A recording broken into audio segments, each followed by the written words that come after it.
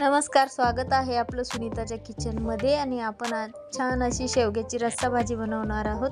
त्यासाठी मसाल्यासाठी आपण कोथिंबीर, खोबरं, लसूण आणि शेंगदाणे घेतले आहे. ते आपण बारीक वाटून घ्यायचे आहे. आणि गॅसवर कढई ठेवली आहे, त्यामध्ये तेल घालूया. तेल छान असं गरम झालं की त्यामध्ये जिरी, मोहरी, हळद, हिंग घालायचं आहे. आणि जिरी मोहरी तडतडले की त्यामध्ये बारीक चिरलेला टोमॅटो घालायचा आहे. चवीनुसार मीठ घालूया, हळद, लाल तिखट, गरम मसाला. आणि मसाले छान एकत्र झाले की आपल्याला टोमॅटो हे छान परतून घ्यायचे. धने जिऱ्याची पावडर घालायची.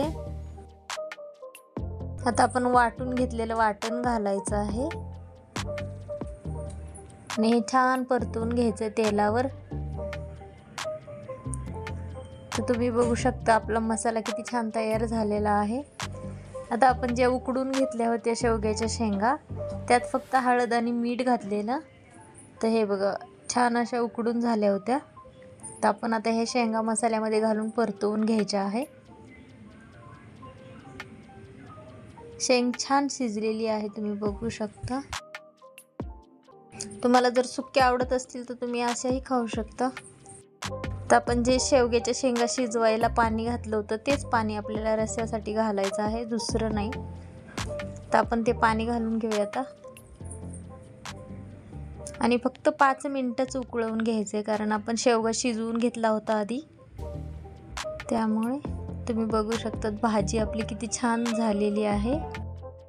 5 मिनिटं उकळून झाली की आपल्याला त्यावर बारीक चिरलेली कोथिंबीर घालायची आहे. तयार आहे आपली शेवग्याच्या शेंगाची भाजी.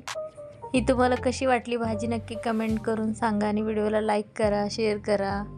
आणि अशाच नवनवीन रेसिपीसाठी चॅनलला सबस्क्राईब करा. धन्यवाद.